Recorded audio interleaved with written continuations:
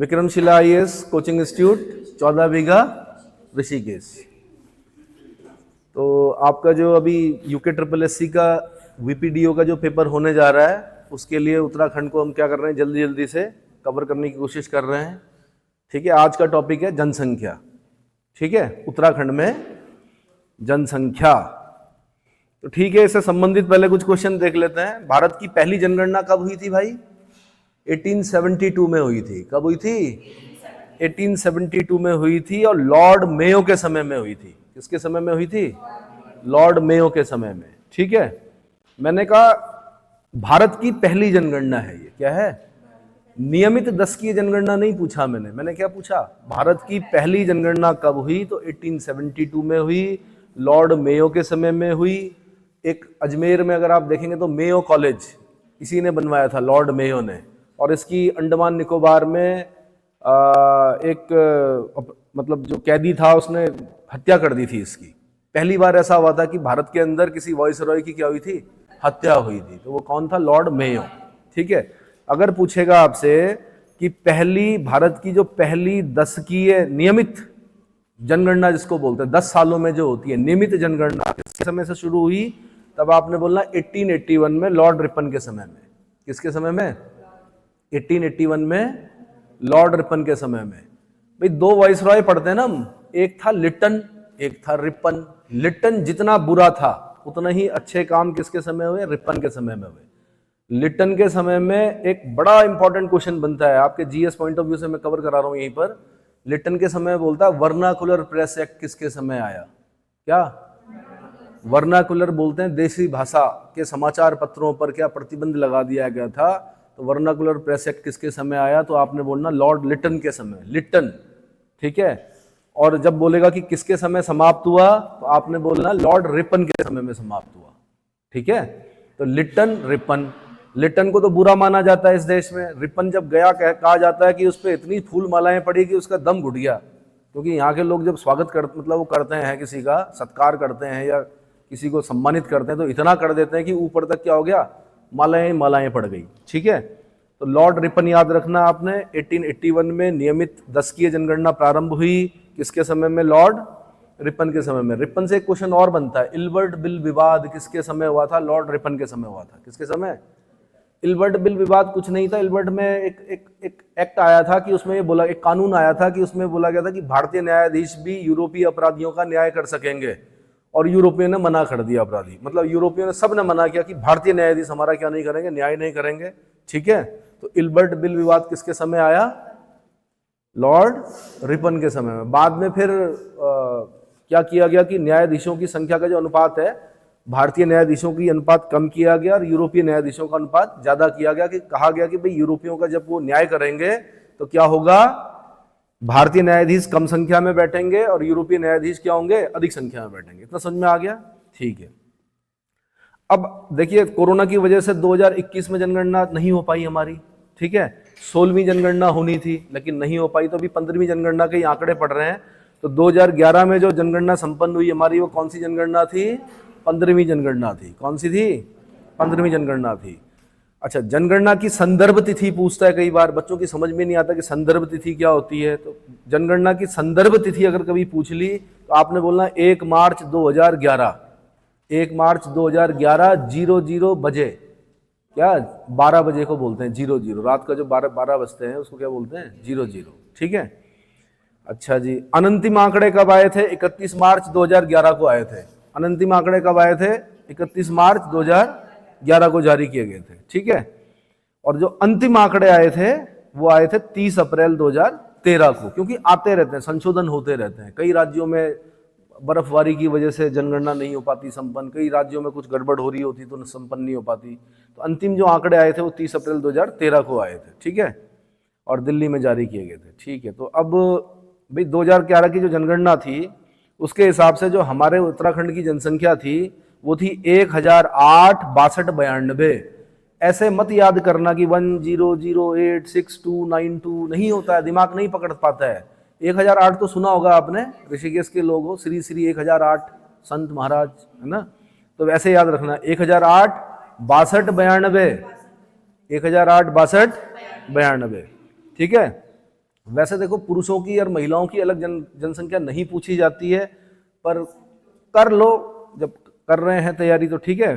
तो पुरुषों की जो जनसंख्या है वो कितनी है? 51,37,773 है। कितनी है?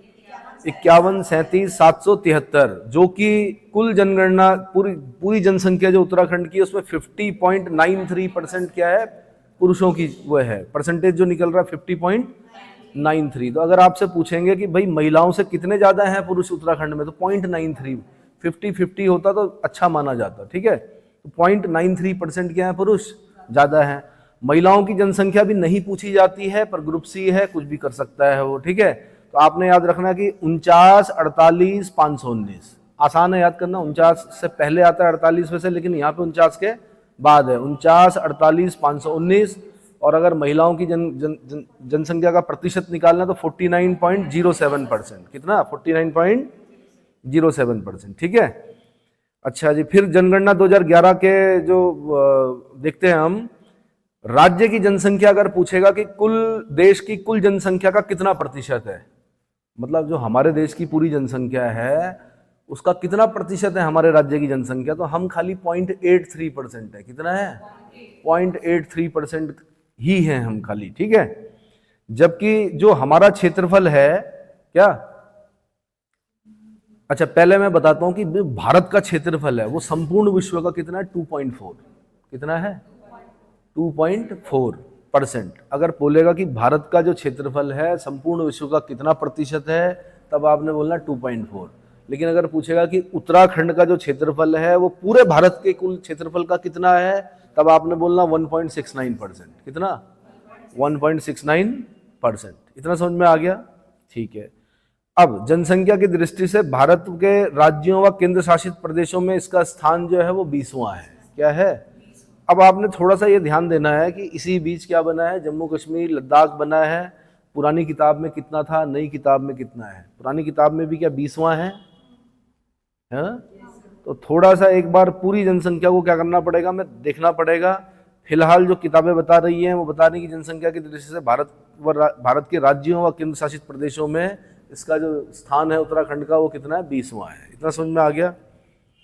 अब भाई अगर पूछेगा कि सबसे ज्यादा जनसंख्या वाले जो जिले हैं वो कौन से हैं, तो पहले 4 याद कर लो: हरिद्वार, देहरादून, उधम सिंह नगर, नैनीताल। हरिद्वार, देहरादून, उधम सिंह नगर, नैनीताल।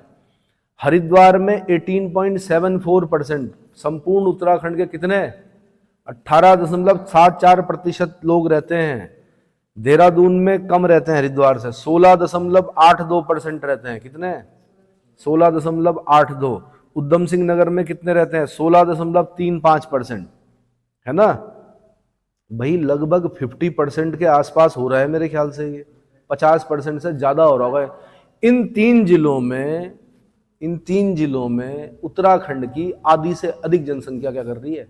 निवास कर रही है। कहां कहां पर? हरिद्वार, देहरादून, उधम सिंह नगर। और यही चिंता का भी विषय है। क्या है? चिंता का विषय है, पलायन का परिणाम है। किसका परिणाम है? पलायन का परिणाम है, ठीक है। और चौथे नंबर पे आता है नैनीताल। चौथे नंबर पे क्या? नैनीताल 9.46%। कितना? तो अब आपने क्या करना? हरिद्वार, देहरादून, उधम सिंह नगर, नैनीताल। हरिद्वार, देहरादून, उधम सिंह नगर, नैनीताल। हरिद्वार, देहरादून, उधम सिंह नगर, नैनीताल। ये तब तक याद करना है जब तक कि टंग पे नहीं बैठ जाता, कंठ में नहीं छप जाता। क्या बोला मैंने? हरिद्वार, देहरादून, उधम सिंह नगर, नैनीताल। ये 4 कर लो और एक लास्ट वाला करो कि सबसे कम जनसंख्या कहां निवास करती है, तो रुद्रप्रयाग में। कितनी? 2.40%। संपूर्ण उत्तराखंड की 2.40% जनसंख्या निवास करती कहां? रुद्रप्रयाग में, ठीक है। अब भाई भाग्य में अगर कुछ और रहा तो फिर बीच में से पूछेगा। एक बार देख लेना जनसंख्या को पूरा, पर पहले 4 जिलों की जनसंख्या और एक आखिरी वाले की याद होनी चाहिए। इस समय इतना समय नहीं है कि पूरा मैं क्या कर सकूं, डिटेल में बता सकूं। तो क्या कर रहे हैं हम लोग? थोड़ा करके, ठीक है। तो फिर सिंगल क्वेश्चन बना, सर्वाधिक जनसंख्या वाला जिला कौन सा है? तो हरिद्वार है। कितनी है? 1890,422। 1890,422। और कितना प्रतिशत? 18.74%। सबसे कम जनसंख्या कहाँ है? रुद्रप्रयाग। कितना है? 242, 285, 242, 285। और संपूर्ण उत्तराखंड का कितना प्रतिशत है? तो 2.40% है। कितना है? 2.40% है। अच्छा, क्षेत्रफल की दृष्टि से अगर मैं बोलता हूं कि पहले 4 जिले कौन से हैं, तो क्या पढ़ा था हमने? चमोली, उत्तरकाशी, पिथौरागढ़, पौड़ी। क्षेत्रफल की दृष्टि से कौन सा? चमोली, उत्तरकाशी, पिथौरागढ़, पौड़ी। और सबसे छोटा जिला कौन सा था? चंपावत। याद रहेगा? ठीक है। लेकिन सबसे छोटा जिला चंपावत है, लेकिन चंपावत में रुद्रप्रयाग से अधिक जनसंख्या निवास करती है। क्या करती है? रुद्रप्रयाग में सबसे कम जनसंख्या निवास करती है। इतना समझ में आ गया? ठीक है। अच्छा, 10 लाख से अधिक जनसंख्या वाले राज्य के 3 जिले हैं, हरिद्वार, देहरादून, उधम सिंह नगर। मैंने कहा भी आपको कि लगभग 51.91% जनसंख्या इन 3 जिलों में ही निवास कर रही है, हरिद्वार, देहरादून, उधम सिंह नगर। और कारण क्या है? कारण क्या है? पलायन का कारण ये है, एक तो स्वास्थ्य, शिक्षा। क्या? स्वास्थ्य, शिक्षा और रोजगार। ये 3 चीजें क्या करती हैं? आदमी को बाध्य करती हैं क्या करने के लिए? नीचे मैदानी इलाकों में आने के लिए। क्योंकि आपको पता है स्वास्थ्य सेवाएं अच्छी कहाँ हैं? मैदानी इलाकों में। शिक्षा अच्छी कहाँ है? मैदानी इलाकों में। कोचिंग इंस्टीट्यूट कहाँ है? मैदानी इलाकों में, है ना। और रोजगार कहाँ है? मैदानी इलाकों में। तो इसलिए सबके सब लोग क्या करते हैं? पलायन करते हैं। ठीक है। सर्वाधिक जनसंख्या और सर्वाधिक जनसंख्या प्रतिशत वाले राज्य मैंने बता ही दिए, हरिद्वार, देहरादून, उधम सिंह नगर, नैनीताल। बार बार चाय पीते पीते भी याद करना है, हरिद्वार, देहरादून, उधम सिंह नगर, नैनीताल। ठीक है। और फिर वो सबसे कम जनसंख्या वाले जिला कौन सा है? रुद्रप्रयाग। ठीक है। रुद्रप्रयाग से थोड़ा ऊपर याद रखना, उससे थोड़ा ज्यादा चंपावत में है, उससे थोड़ा ज्यादा बागेश्वर में है, उससे थोड़ा ज्यादा कहाँ? उत्तरकाशी में है। ठीक है। अच्छा जी, फिर अगर मैं क्वेश्चन बनाता तो मैं भविष्य को ध्यान में रखते हुए बनाता। 0 से 6 आयु वर्ग की जनसंख्या पूछता मैं आपसे। क्या पूछता? 0 से 6 बच्चे हैं जो 0 से 6 उस समय रहे होंगे 2011 में, जो 0 से 6 के बीच में रहे होंगे। अब तो कितने साल के हो गए होंगे वो भाई? 11 में अगर कोई 6 साल का रहा होगा या 0 साल का रहा होगा, तो अब जो 0 वाला रहा होगा वो बन गया होगा कितना? 13 साल का। और जो 6 साल का रहा होगा वो हो गया होगा 19 साल का। अब वो आप ही लोग हो भाई, 19-20 साल के हो, तब की बात कर रहे हैं। जब आप पैदा हुए थे तब से हम जनसंख्या बढ़ा रहे हैं। क्या कर रहे हैं? ठीक है। तो 0 से 6 आयु वर्ग के शिशुओं की जो जनसंख्या थी वो थी 13,55,814। कितनी? 13,55,814, जिसमें 717,199 जो थे वो बालक थे, यानी 52.90%। अब इसका प्रभाव आगे पड़ेगा ना, यही तो बड़े होके उत्तराखंड की जनसंख्या बनेंगे, यही वोटर हैं, यही आगे चलकर क्या है मानव संसाधन, यही तो हैं। जो बूढ़े लोग हैं वो तो अब धीरे धीरे करके क्या करेंगे? बैकुंठ जाएंगे। लेकिन जो युवा हैं वो आप लोग अब आने वाले समय की क्या हो? जनसंख्या हो। ठीक है। तो अब ये चिंताजनक है कि बच्चों में लड़के ज्यादा हैं 2.90%। 50-50 अगर होता तो हम ये मान के चलते ठीक है। बालिकाएं ज्यादा होती तो वो भी अच्छा माना जाता है। ठीक है। पर बताया जा रहा है कि 52.90% जो है वो क्या है? बालक हैं। और बालिकाओं की अगर संख्या बताएंगे तो 638, 615, यानी 47.10% बालिकाएं हैं। और ये क्या दिखा रहा है? ये सेक्स रेशियो कम की तरफ क्या कर रहा है? इंगित कर रहा है।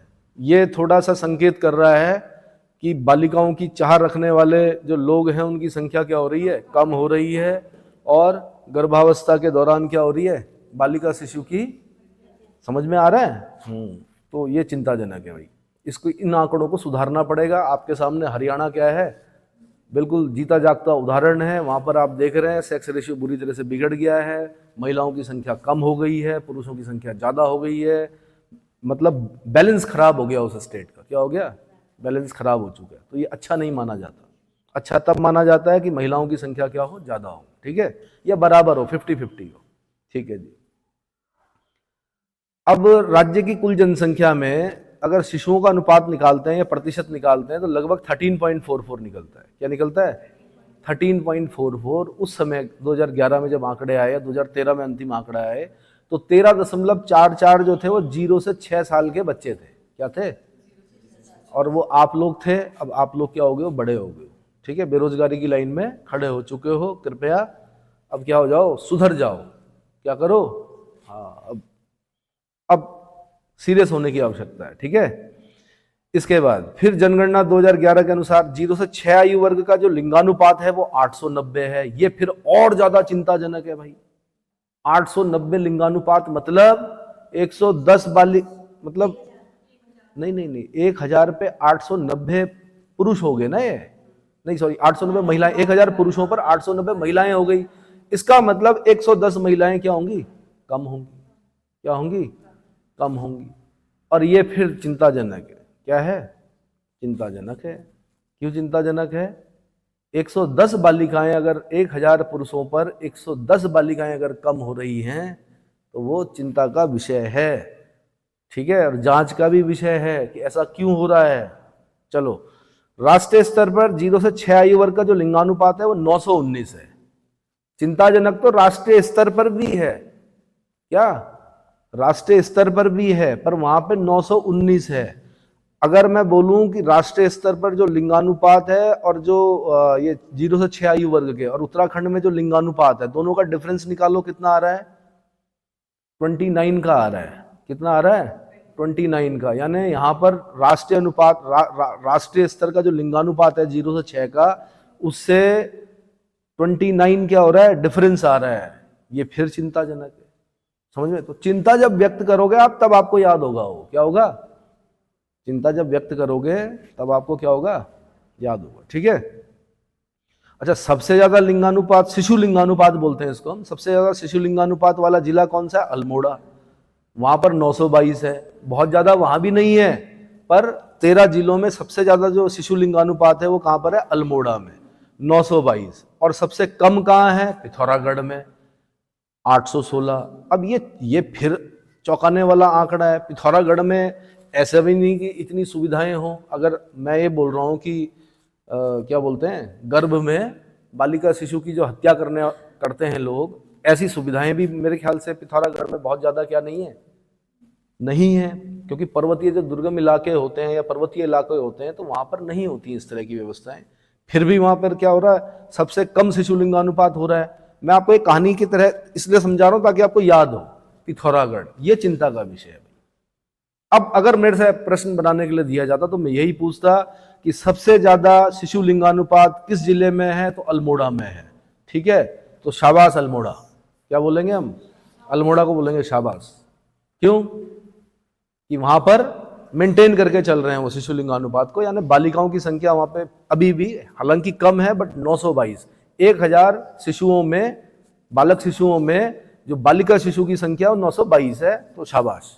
ठीक है, लेकिन पिथौरागढ़ में जो बालिका शिशु हैं वो सिर्फ 816 हैं 1000 बालक शिशुओं के उस पर। तो ये फिर चिंता का विषय है, इस पर सोचने की आवश्यकता है। इतना समझ में आ गया? ठीक है, अब दशकीय वृद्धि दर देखते हैं पूरे उत्तराखंड की। तो 2011 की जो जनगणना है उसमें दशकीय बोलते हैं 2001 से 2011, 10 सालों में, 2001 से 2011 के दौरान राज्य में जो जनसंख्या का दशकीय वृद्धि दर आया वो 18.81% आया। कितना आया भैया? 18 को उल्टा कर दो, पॉइंट लगा के उल्टा कर दो, बहुत आसान है याद करना। 18.81%। कितना? अच्छा, अब हमें क्या करना पड़ता है? देश के साथ जोड़ के देखना पड़ता है। क्या देखना पड़ता है? यानी पूरे देश में 17.70 है दशकीय वृद्धि दर। जो जनसंख्या के वृद्धि होने की जो दर है वो देश में कितनी? 17.70 है, और जबकि उत्तराखंड में 18.81% है। तो ये ज्यादा है उत्तराखंड में। क्या है? ये कम होनी चाहिए अगर जनसंख्या को नियंत्रित करना है। अगर आप चीन से, वैसे तो निकल चुके, शायद हम चीन के आसपास पहुंच चुके या चीन से आगे निकल चुके, पर अगर हमें क्या करना है? अभी भी नियंत्रित करना है। क्योंकि क्या होता है, ज्यादा जनसंख्या से संसाधनों पर दबाव पड़ता है। क्या पड़ता है? चाहे वो प्राकृतिक संसाधन हो, देश के संसाधन, उन पर दबाव पड़ता है। समझ में आया? अब चाइना ने तो कर दिया, 1 चाइल्ड पॉलिसी करके किसी तरह मेंटेन किया। हालांकि उसने 1 चाइल्ड पॉलिसी भी खत्म कर दी, क्योंकि सर्वाधिक बूढ़ों वाला देश कौन? चाइना। और सबसे ज्यादा युवाओं वाला देश कौन? भारत, है ना। हमारे पास क्या 3D है, हम डेमोक्रेसी हैं सबसे बड़ी, हमारे पास डिमांड है और हमारे पास डेमोग्राफी है। सबसे बड़ी डेमोक्रेसी विश्व की हम हैं, सबसे बड़ी डेमोग्राफी हमारी है। जब डेमोग्राफी है तो डिमांड भी सबसे ज्यादा हमारी है। तो पूरा विश्व हमारी तरफ क्या कर रहा है, देख रहा है कि ये खरीदेंगे हमारा सामान। क्या करेंगे भाई, सारा विश्व क्या कर रहा है, प्रोडक्शन तो सारी जगह, सारे विकसित देश प्रोडक्शन कर रहे हैं, पर बेच कहां रहे हैं, इंडिया में। तो तरह तरह के लोक लुभावन क्या चल रहे हैं, देख रहे होंगे आप, ऑनलाइन शॉपिंग और ये और वो, मॉल क्या क्या सजा कर देखा होगा आपने। अचानक से परिवर्तन होने लगे हैं, अरे होने लगे कि नहीं होने लगे, ठीक है। तो भाई 10वीं वृद्धि में अगर देश के सभी राज्यों में उत्तराखंड का स्थान पूछते हैं तो वो कितना है, 18वां स्थान है। अच्छा, इससे पहले वाला जो मैंने बताया कि उत्तराखंड की जो 10वीं वृद्धि है वो कितनी, 18.81 है। और जो भारत की, पूरे देश की जो राष्ट्रीय औसत जो 10वीं वृद्धि दर का औसत है वो कितना है, 17.70 है। इसका डिफरेंस जरूर निकाल के याद किया करें, कितना आ रहा है इसका डिफरेंस निकालिए। 18.81 में से 17.70 घटाइए, 18.81 1.11, पक्का। तो अब और अच्छा हो गया याद करने के लिए। अगर आपने 18.81 याद कर लिया तो उसमें से 1.11 क्या करना, माइनस करना, वो देश का औसत 10 की वृद्धि दर निकल जाएगा। तरीके होते हैं याद करने के, दिमाग बहुत ज्यादा चीजें याद नहीं कर पाता है। तो कुछ तरीकों से करोगे, वैज्ञानिक विधियों से करोगे तो क्या हो जाएगा, याद हो जाएगा। ठीक है भाई, हमारे राज्य में अगर मैं 41 से और 2011 तक चलूं, 1941 से। अच्छा, एक चीज और बता दूं, 1921 जो है वो महान विभाजक वर्ष माना जाता है जनसंख्या के इतिहास में। क्या माना जाता है, पहली बार ऐसा हुआ था कि 1921 में नकारात्मक गई थी जनसंख्या। क्या गई थी, मतलब नीचे गई थी, बाकी लगातार बढ़ती जा रही है, देश की बोल रहा हूं मैं। अब अगर उत्तराखंड की बात करता हूं तो 41 से आंकड़े हैं मेरे पास। 41 से 51 में 12.67 थी, फिर 22.57 हुई, फिर 24.42 हुई, फिर 27.45 हुई, फिर 24। एक जगह पर हम देखते हैं कब, 81 से 91 में। भाई 41 से 51 में 12.67% थी। कितनी, 10 की वृद्धि जो प्रतिशत था वो कितना था, 12.67। ये लगातार बढ़ रहा था, लेकिन अचानक क्या हुआ कि 1981 से 91 के बीच में हम देखते हैं कि माइनस में आया। मतलब माइनस मतलब, क्योंकि 71-81 में 27.45 था और 81-91 में क्या आ गया, 24.23 आ गया। क्या आ गया, 24, तो थोड़ा माइनस में आ गया, मतलब 2-3% क्या हो गया, कम हो गया। तो ये अच्छा संकेत था। कब, 81 से लेकर 91, 81 से 91 के बीच में। इसका मतलब परिवार नियोजन जैसा जो कार्यक्रम चल रहा था, रेड ट्रायंगल जो चल रहा था, वो सफल हो रहा था। यहां पर क्या हो रहा था, सफल हो रहा था, जिसकी वजह से क्या हुआ कि 27.45 से घटकर क्या आया, 24.23 आया। फिर अगले साल क्या आया, 24.23 से घट के 2001 में 20.41 आया। अच्छी बात है। फिर अब 2001 से 2011 में 18.81 आया। तो तब से लगातार घटता हुआ आ रहा है 10 की वृद्धि दर। ये अच्छे संकेत क्या है, इसका मतलब जो 10 की वृद्धि दर है वो कम हो रही है उत्तराखंड की भी, यानी वो देश के जनसंख्या नियंत्रण में क्या कर रहा है, सहयोग कर रहा है। अब मैं उम्मीद है मुझे कि जो 2021 का आंकड़ा आएगा उसमें 18.81 से भी कम आएगा 10 की वृद्धि प्रतिशत। इतना समझ में आ गया, ठीक है। तो आपने याद रखना है 81 से 91 में कम होना शुरू हुआ था, उससे पहले लगातार बढ़ रहा था वो, ठीक है। चलो जी, और अगर पूछेगा कि जो 91 2001 की तुलना में जो 10 की वृद्धि दर थी वो कितने % की कमी आई थी, तो मैं आपको पहले वैसे बता देता हूं कि 91 से 2001 के, जब 2001 की जनगणना आई थी तब हम 20.41 10 की वृद्धि दर जो प्रतिशत था हमारा वो कितना था, 20.41% था। कितना था, जब हमने 2011 की जनगणना निकाली 2001 से 2011 की, तब हम निकले 18.81। तो इनको माइनस करके निकाल देना, पूछ सकता है कि 1991-01 यानी 2001 की तुलना में 2001-2011 में जो 10 की वृद्धि दर हुई उसमें कितने का अंतर था, तो 1.60% की कमी थी। कितने की, मैं ऐसा ही क्वेश्चन बनाता, क्योंकि मैंने आपको कहा कि जो प्री होते हैं वो रिजेक्ट करने के लिए होते हैं, सिलेक्ट करने के लिए नहीं होते हैं।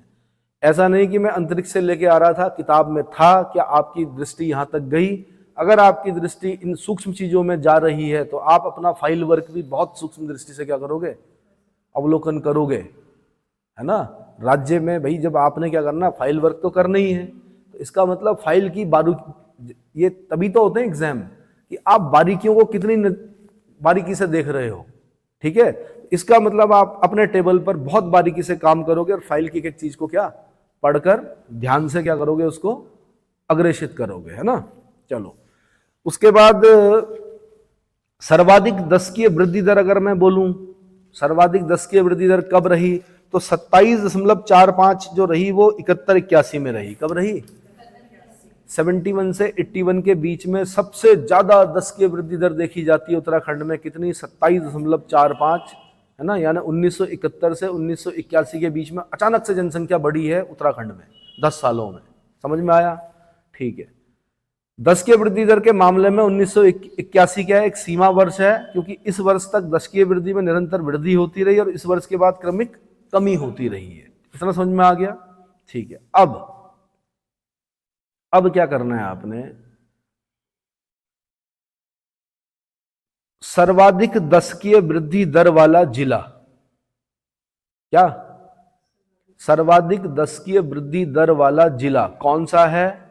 उधम सिंह नगर है। जो इंडस्ट्रियल स्टेट होगी वहां पर जनसंख्या बढ़ेगी। क्या होगी?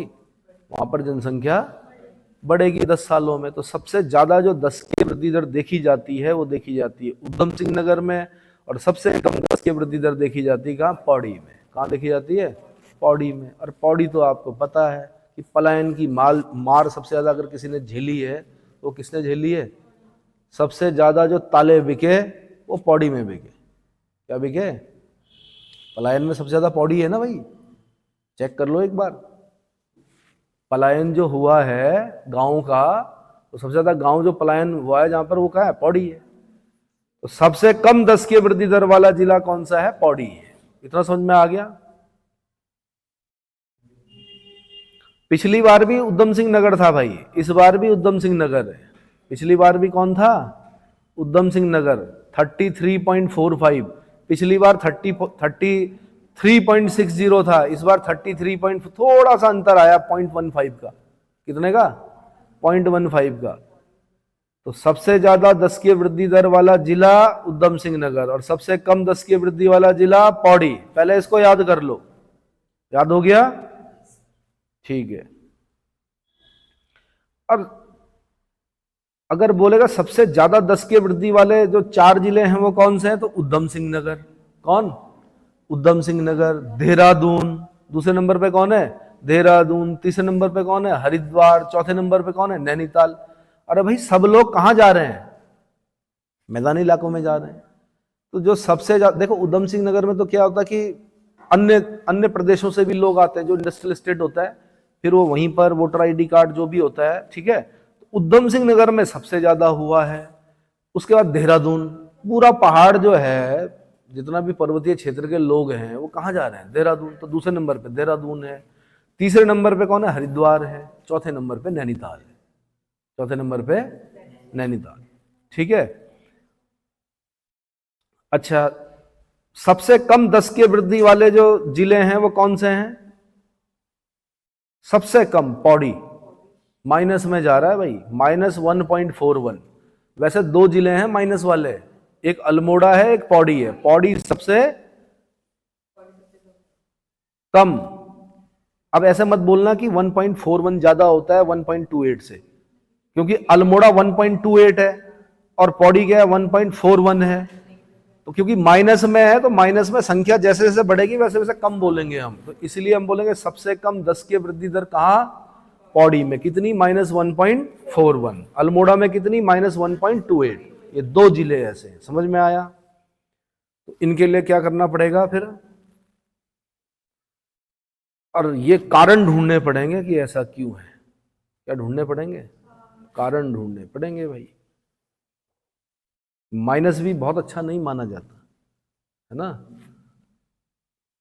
जब दशकीय वृद्धि दर माइनस में जाती है, तो अगर मैं पूरे विश्व की बात करूं तो कई देश ऐसे हैं जहां पर दशकीय वृद्धि दर माइनस में जा रही है।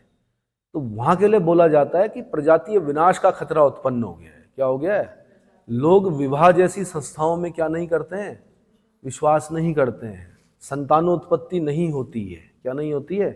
संतान उत्पत्ति के लिए क्या तैयार नहीं होते हैं वहां के लोग।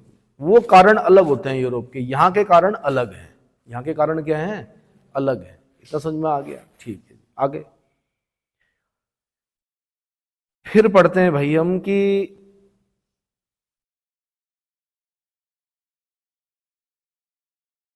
जो दो जिले हैं हरिद्वार और देहरादून, कौन?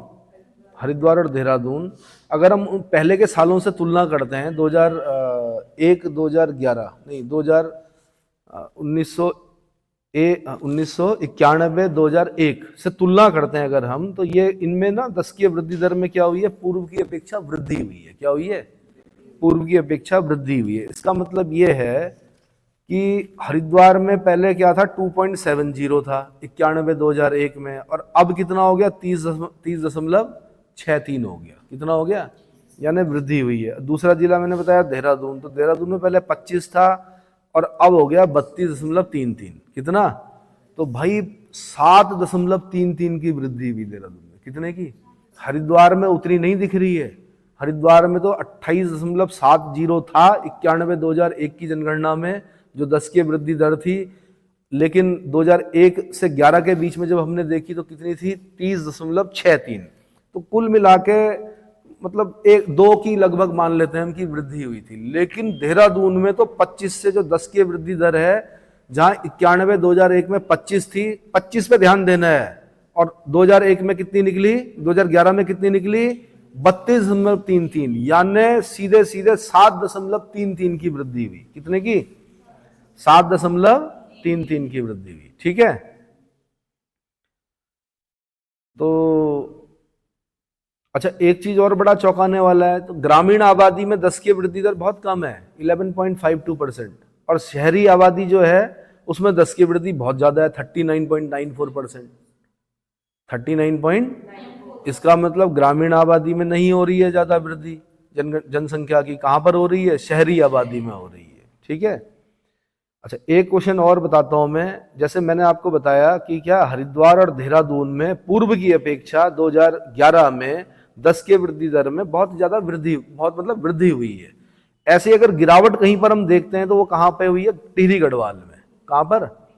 टिहरी गढ़वाल में, जहां 16.24% था।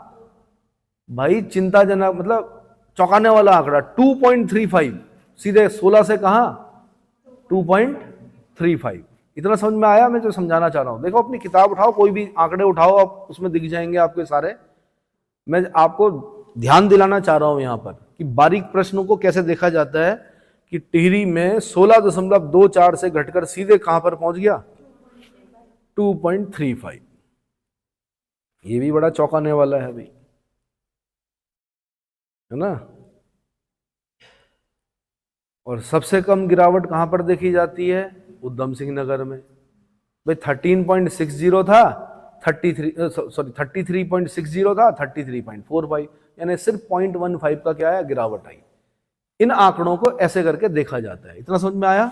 ठीक है, उसका जनघनत्व की बात करता हूं मैं। 1 किलोमीटर स्क्वायर में जितने भी निवास करने वाले लोग होते हैं, है ना, उसी को बोलते हैं क्या?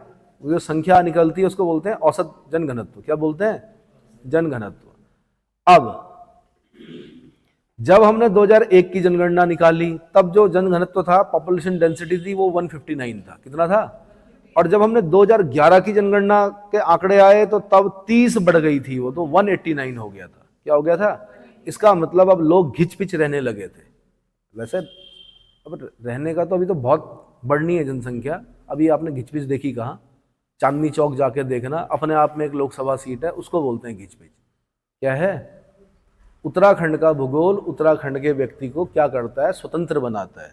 उत्तराखंड के लोगों की आवाज तेज होती है, क्योंकि घर दूर दूर होते हैं। अगर बात भी करनी है तो क्या करना है? आवाज जोर से मारनी पड़ती है, आओ भाई, है ना।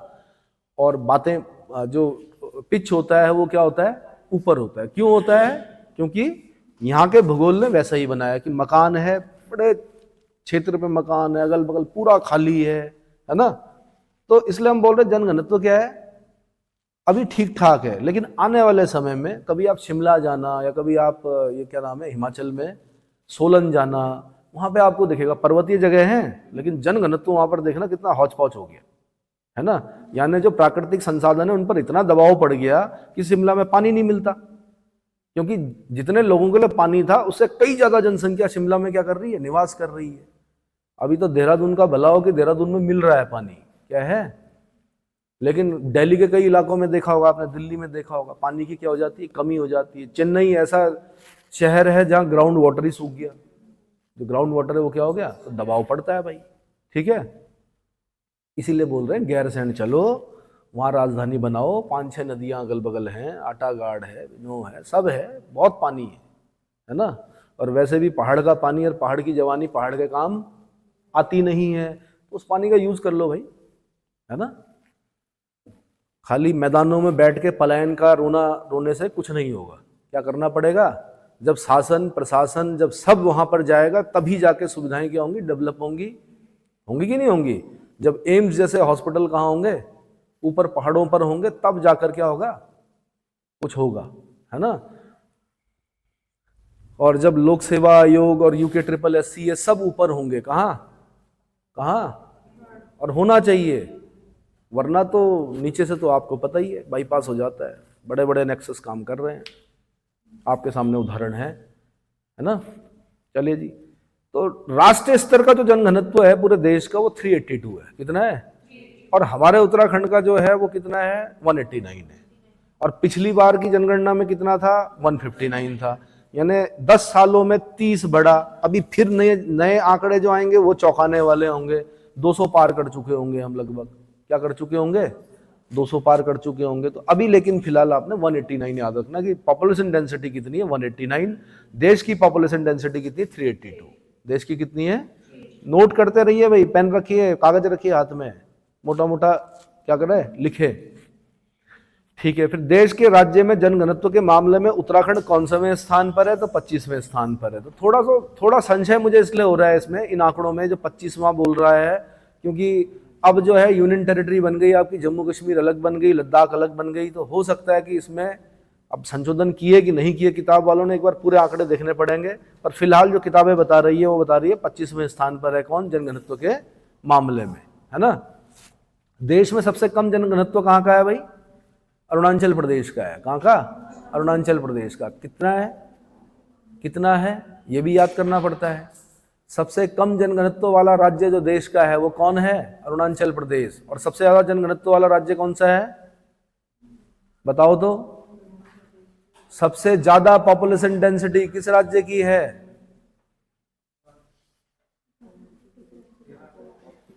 बिहार की है। कितनी है, तुक्के मत मारो, मुझे पूरा आंकड़े के साथ बताओ, यहां से मैं, हाँ कितनी है बिहार की, 1106। यानी 1106 का मतलब होता है 1 किलोमीटर स्क्वायर में 1106 लोग रह रहे हैं बिहार में। हौच पौच हो चुका है ना। पहले कभी वेस्ट बंगाल होता था ऐसा, लेकिन अब बिहार को बोलते हैं। और सबसे कम पॉपुलेशन डेंसिटी कहां पर है, अरुणाचल प्रदेश में। शायद 17 लोग 1 किलोमीटर स्क्वायर में रहते हैं। क्या रहते हैं, 17 लोग 1 किलोमीटर स्क्वायर में रहते हैं।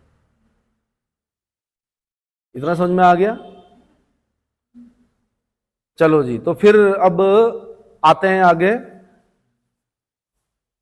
तो देश के राज्यों में जनघनत्व के मामले में उत्तराखंड 25वें स्थान पर है। अगर हम सारे जिलों को देखेंगे तो भाई सबसे ज्यादा जनघनत्व वाला जिला जो है वो हरिद्वार है। क्या है, सबसे ज्यादा जनघनत्व वाला जिला कौन है, हरिद्वार है। इसको याद करना पड़ेगा आपको, 801। कितना, 801।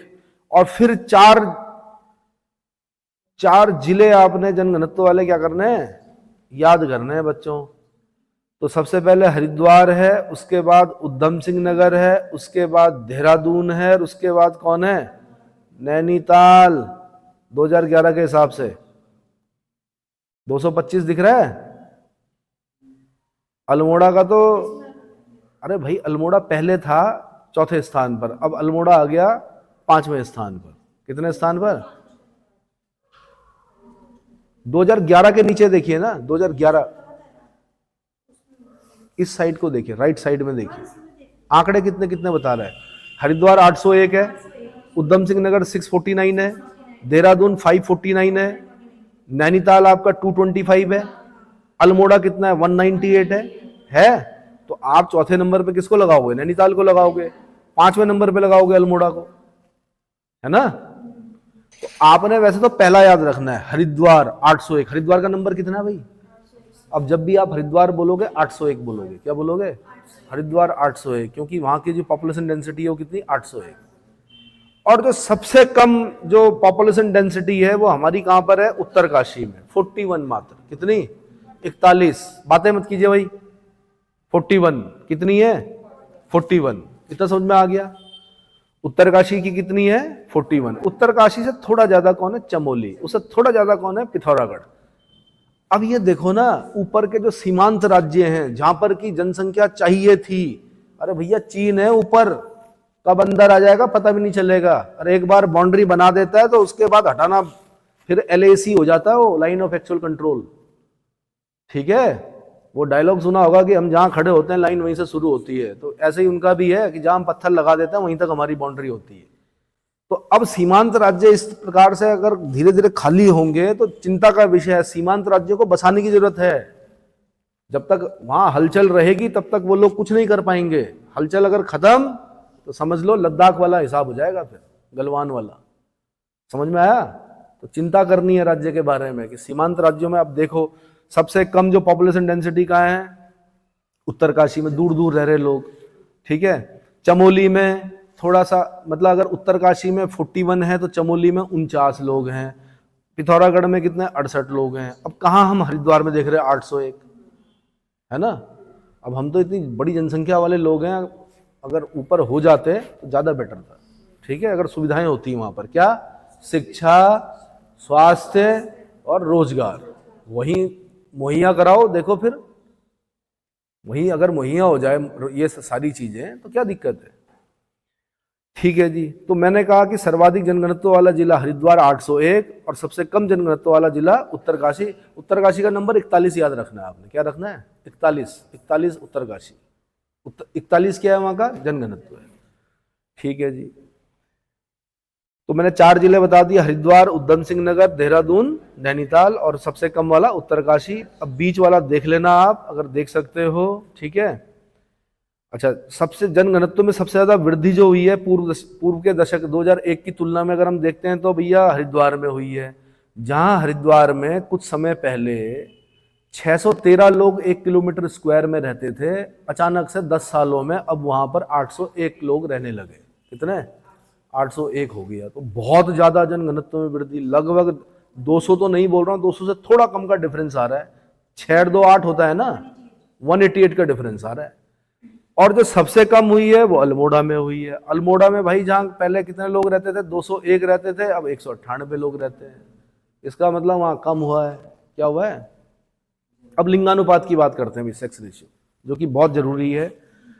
प्रति 1000 पुरुष, 1000 पुरुषों पर कितनी महिलाएं हैं उसी को लिंगानुपात बोलते हैं, उसी को सेक्स रेशियो बोलते हैं। क्या है? सेक्स रेशियो बोलते हैं, है ना। तो उत्तराखंड का जो लिंगानुपात है, पहले जब 2001 में हमने निकाला था तो 962 था। कितना था? 962। और अब हो गया 963। तो भाई बहुत अच्छा नहीं है ये। मतलब अगर आप बोलें कि क्या बहुत ज़्यादा ठीक रिजल्ट निकला, तो नहीं निकला। प्रयासों, अथक प्रयासों के बाद भी नहीं निकला। क्या इतने सारे कानून बन गए, इतने सारे अल्ट्रासाउंड सेंटर्स जो जहाँ पर क्या होता था, माना इस तरह की चीजें होती थी, लिंग परीक्षण होता था, उन पर छापे मारे गए, बंद किए गए, है ना। जो गर्भ में जो बालिका शिशु है उसका पता ना लगाएं लोग, ठीक है। और जो एबॉर्शन सेंटर थे उनको बंद किया गया। लेकिन मैंने कहा कि अभी भी ये चिंता का विषय है कि 2001 में लिंगानुपात 962 था, अभी 2011 में जब हमने निकाला तो 963 है। अब जो 2021 के आंकड़े आएंगे उससे पता चलेगा कि कितना क्या हुआ है, मानसिकता में चेंज हुआ है, कितना लोगों ने क्या किया है। राष्ट्रीय औसत 943 से अधिक है। हमारे देश का जो लिंगानुपात है वो 943 है, जबकि उत्तराखंड का जो लिंगानुपात है 963 है। 20 ज्यादा है हमारा। क्या है? भारत का लिंगानुपात यानी पूरे देश का लिंगानुपात 943 है, जबकि उत्तराखंड का लिंगानुपात 963 है। दो डिफरेंस निकालेंगे तो हमारे यहाँ लिंगानुपात 20 ज्यादा है। पर फिर भी आपको अगर याद नहीं हो रहा है तो उत्तराखंड में अभी भी 37 बालिकाएं कम है 50,000 करने के लिए। 37 ही है ना, 963 में 37 जोड़ेंगे तो कितना आएगा? 1000 आएगा ना। तो ये है विषय। कितना समझ में आ गया? तो भाई ठीक है। अब अगर मैं बोलूं कि राज्य में सर्वाधिक और सबसे कम लिंगानुपात वाले जिले, तो सबसे ज्यादा जो लिंगानुपात है वो कहाँ है? अल्मोड़ा में है, 1139। कितना? 1139। और जो सबसे कम लिंगानुपात है वो कहाँ है? हरिद्वार में 880। कहाँ है? तो अब अल्मोड़ा 1139, हरिद्वार 880, हरिद्वार 880, अल्मोड़ा 1139। सबसे ज्यादा लिंगानुपात कहाँ? अल्मोड़ा में। सबसे कम लिंगानुपात कहाँ? हरिद्वार में। सबसे ज्यादा लिंगानुपात वाले जो जिले हैं अगर हम देखें तो भाई जब हम गिनते हैं ना, तो अगर हम 1000 से ऊपर वाले गिने, किससे? 1000 से ऊपर जहां महिलाएं हैं वो 1 2 3 4 5 6 7 8 जिले ऐसे हैं हमारे जहां 1000 से ऊपर क्या है, मतलब अच्छा लिंगानुपात है, यानी जहां महिलाएं ज्यादा हैं पुरुषों की तुलना में। ठीक है, यानी अल्मोड़ा, रुद्रप्रयाग, पौड़ी, बागेश्वर, टिहरी, पिथौरागढ़, चंपावत और चमोली, यहाँ पे महिलाओं की संख्या ज्यादा है, पुरुषों की संख्या कम है। ठीक है। और अगर मैं बोलूं कि 943 से ऊपर वाले कितने हैं, तो 943 से ऊपर वाले भी यही हैं। कितने भाई? 943 हमारे देश का है ना, 943 देश का लिंगानुपात है। तो कितने जिले हो रहे? 1 2 3 4 5 6 7 8। तो अब पहले 4 जिले याद कर लो लिंगानुपात वाले: अल्मोड़ा, रुद्रप्रयाग, पौड़ी, बागेश्वर। अल्मोड़ा, रुद्रप्रयाग, पौड़ी, बागेश्वर। अल्मोड़ा का लिंगानुपात याद करना पड़ेगा भाई आपको, 1139। और ग्रुप सी के क्वेश्चनों में ये अलग से पूछता है, रुद्रप्रयाग का कितना है? 1114। पौड़ी का कितना है? 1103। बागेश्वर का कितना है? 1090। इनके तो आपको याद करने पड़ेंगे चारों के। कितने कितने? अल्मोड़ा 1139 यानी 1139, रुद्रप्रयाग 1114, पौड़ी 1103, बागेश्वर 1090। बागेश्वर 1090। ठीक है। सबसे कम लिंगानुपात कौन है? हरिद्वार 880। जितने शहर वहां लिंगानुपात और कम। ये फिर अजीब सा लग रहा है ना कि हरिद्वार में 880, देहरादून में 902, उधम सिंह नगर में 920। ये गड़बड़ नहीं हो रहा है कि जो शहर हैं वहां पर बालिकाओं की संख्या कम हो रही है? हरिद्वार में 880 बालिकाएं हैं खाली 1000 पुरुषों पर, देहरादून में 902 बालिकाएं हैं 1000 पुरुषों पर, उधम सिंह नगर में 920 महिलाएं हैं 1000 पुरुषों पर। तो ये भाई चिंता का विषय है। क्या है? 9 जिलों का लिंगानुपात राष्ट्रीय औसत यानी 943 से अधिक है। 9 जिलों का 943 से अधिक है, जबकि 9वें उत्तरकाशी का तो 941 है। 909 जिले कैसे बोल? चलो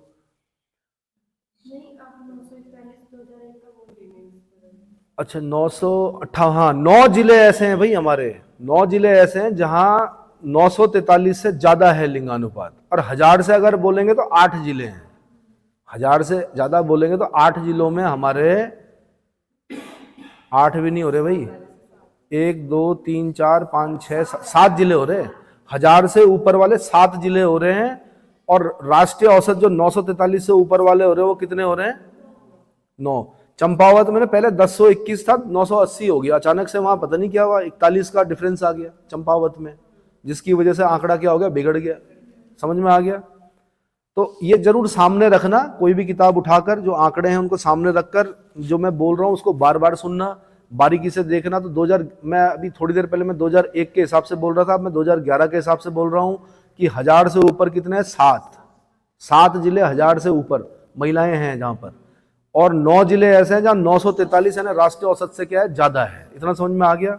ठीक है। राज्य में 7 जिलों के लिंगानुपात में पूर्व की अपेक्षा वृद्धि हुई है, जबकि शेष 6 जिलों में क्या हुई है? कमी हुई है। सर्वाधिक वृद्धि कहां हुई है? टिहरी नैनीताल में हुई है। कहां हुई है? पूर्व दशक की अपेक्षा लिंगानुपात में सर्वाधिक वृद्धि कहां हुई है? टिहरी और नैनीताल में हुई है। टिहरी में अगर मैं बताऊं तो टिहरी में भाई पहले 1049 था, वहां पर कितना हो गया 1078 हो गया, कितना हो गया। और नैनीताल में पहले कितना था 906 था, 934 हो गया, कितना हो गया 934 हो गया। इनका डिफरेंस निकाल के देख लेना कि 2001 में कितना था, 2011 में कितना था, डिफरेंस निकालोगे तो टिहरी और नैनीताल में क्या आ रहा, सबसे ज्यादा मतलब पूर्व दशक की अपेक्षा लिंगानुपात में सर्वाधिक वृद्धि कहां कहां पर हुई है, तो टिहरी और नैनीताल में हुई है। और सबसे कम वृद्धि कहां पे हुई है, चंपावत में हुई है। कहां पे हुई है, चंपावत में हुई है। चंपावत में अगर आप देखेंगे आंकड़े तो चंपावत में भाई पहले कितना था 1021 था, वहां 980 हो गया, कितना हो गया, यानी लगभग लगभग 41 का डिफरेंस आ गया। कितने का, तो राज्य के 13 जिलों में 7 जिले ऐसे जहां लिंगानुपात 1000 से अधिक और 9 जिले ऐसे जहां पर राष्ट्रीय औसत से अधिक। बार बार इस पर ध्यान दिला रहा हूं मैं आपका, हो सकता है क्वेश्चन बने आपका यहां से। ठीक है जी। ग्रामीण क्षेत्रों में लिंगानुपात 1000 है, जबकि शहरी क्षेत्रों में लिंगानुपात कितना है 884 है, कितना 884। इतना समझ में आ गया, ठीक है।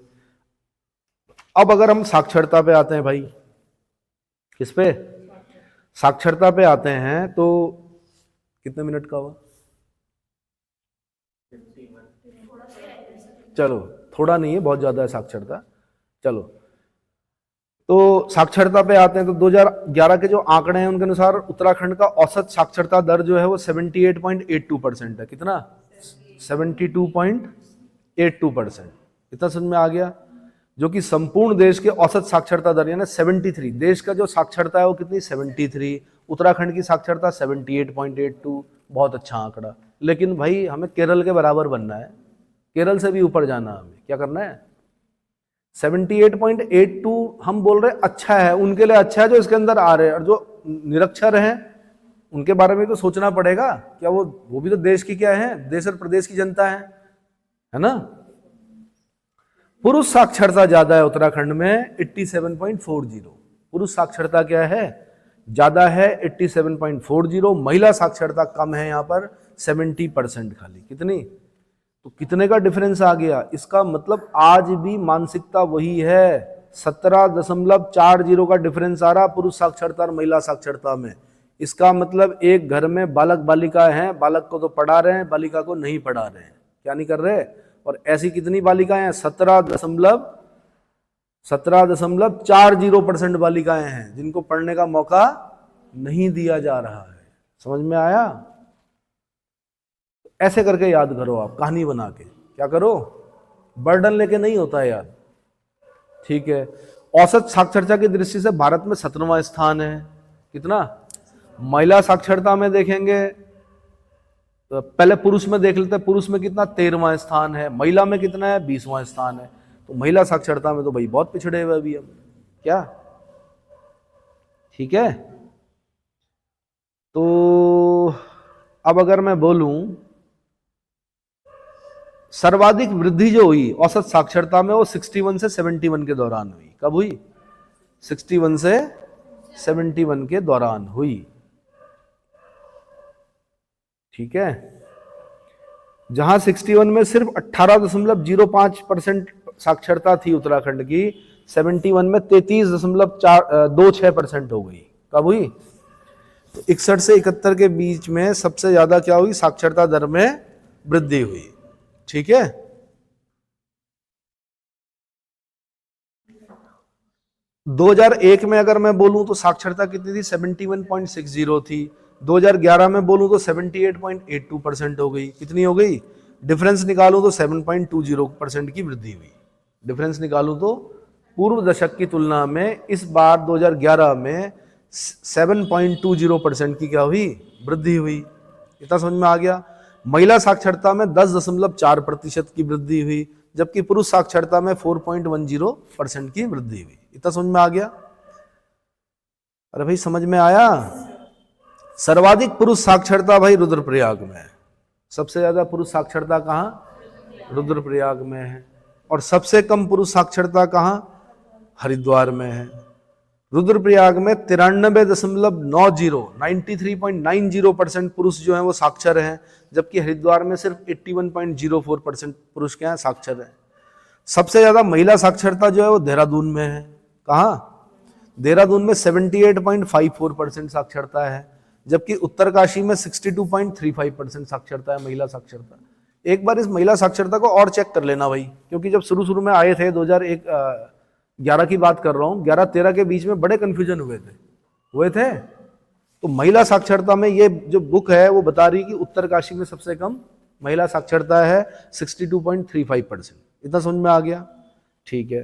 सर्वाधिक साक्षरता वाले 4 जिले कौन कौन से हैं? देहरादून, नैनीताल, चमोली, पिथौरागढ़। सबसे ज्यादा पढ़ा लिखा कौन? देहरादून। उससे थोड़ा कम कौन? नैनीताल। उससे कम कौन? चमोली। उससे कम कौन? पिथौरागढ़। और सबसे कम साक्षरता कहाँ भाई? उधम सिंह नगर। सबसे कम साक्षरता कहाँ?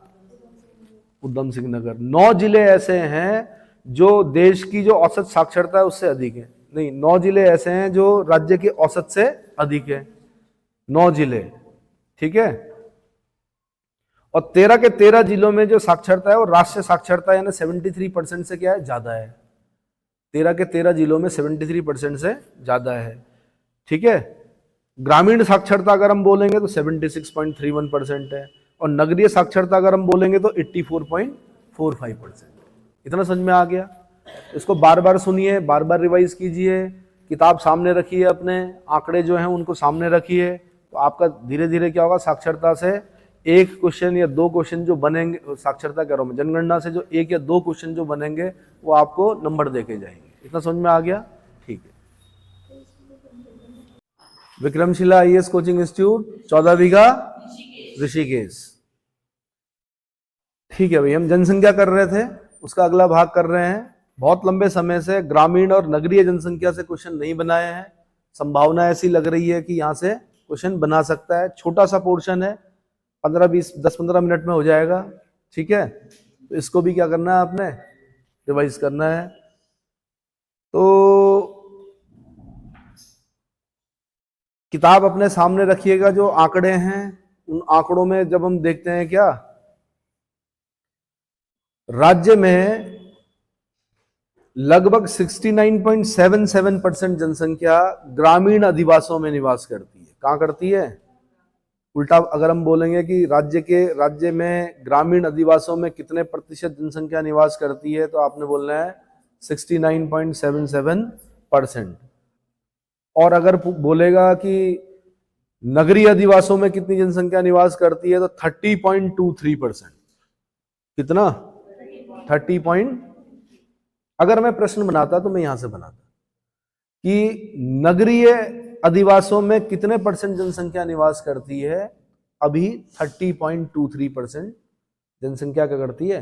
निवास करती है। 100 में से अगर 30.23 घटा दोगे, अपने आप ही ग्रामीण अधिवासों में निवास करने वाली जनसंख्या का प्रतिशत क्या हो जाएगा? निकल जाएगा।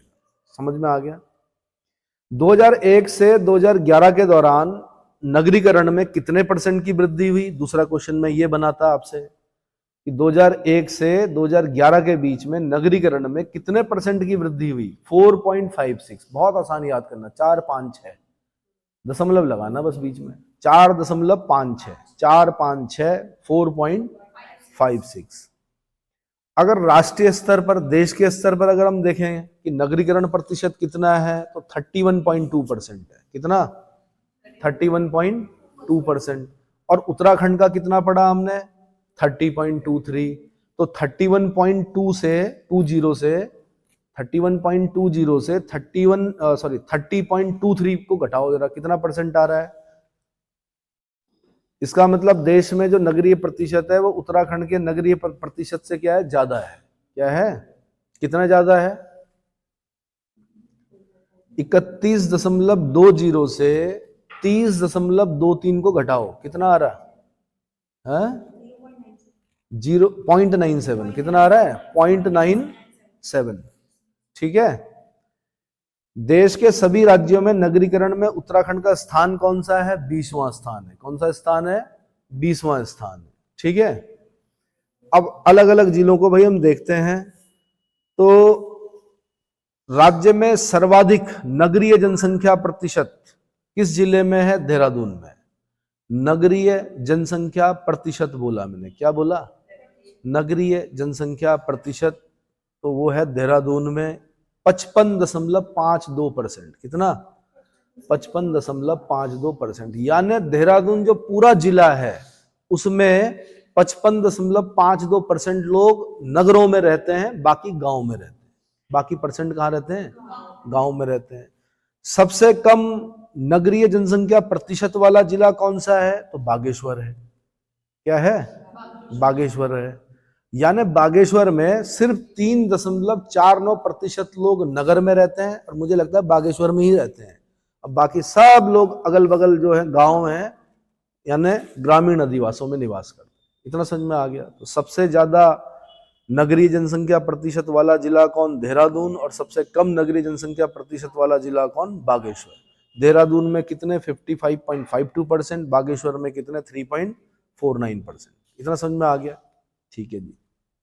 अगर मैं 4 जिले उठाता हूं कि जो सर्वाधिक नगरीय प्रतिशत वाले राज्य जिले हैं जो, वो कौन कौन से हैं, तो सबसे पहले देहरादून, दूसरे नंबर पे नैनीताल, तीसरे नंबर पे हरिद्वार, चौथे नंबर पे उधम सिंह नगर। सबसे पहले नंबर पे देहरादून 55.52%, नंबर 2 पे नैनीताल 38.94%, नंबर 3 पे हरिद्वार 36.66% और उधम सिंह नगर 35.58%। इतना समझ में आ गया? ठीक। और सबसे कम नागरिकत्व वाला जिला जो है वो आपको पता ही है, बागेश्वर। बागेश्वर में सिर्फ 3.49% रहते हैं। अब बागेश्वर से थोड़ा ज्यादा जो रहते हैं वो रुद्रप्रयाग में रहते हैं, 4.10%। ठीक है, उससे थोड़ा ज्यादा रहते हैं उत्तरकाशी में। उल्टा चलते हैं हमें। सबसे कम कौन है?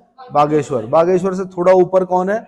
12वें नंबर पर रुद्रप्रयाग, और 11वें नंबर पे उत्तरकाशी, और 10वें नंबर पे अल्मोड़ा।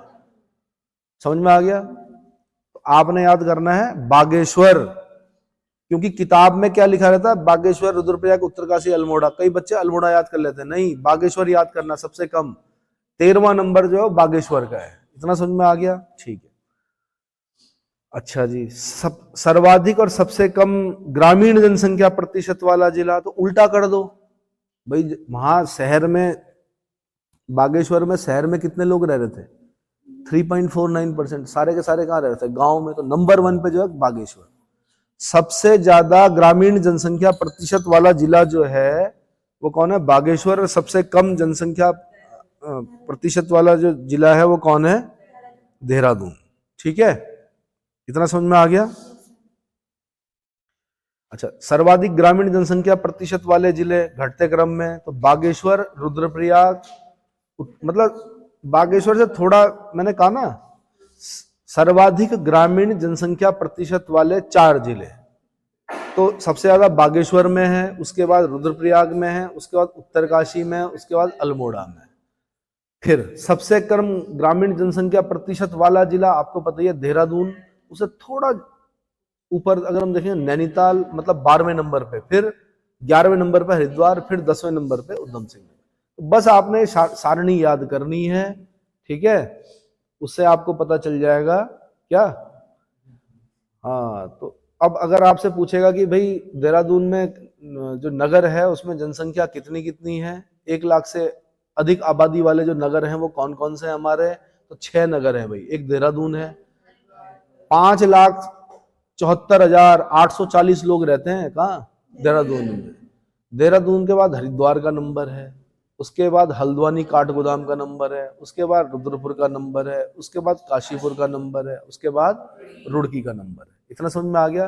तो 6 जिले, 6 सॉरी नगर, जिले नहीं नगर, जहां 1 लाख से अधिक जनसंख्या निवास करती है। देहरादून, हरिद्वार, हल्द्वानी, रुद्रपुर। हल्द्वानी को काठगोदाम के साथ पढ़ते हैं, हल्द्वानी का काठगोदाम एक ही अगल बगल है।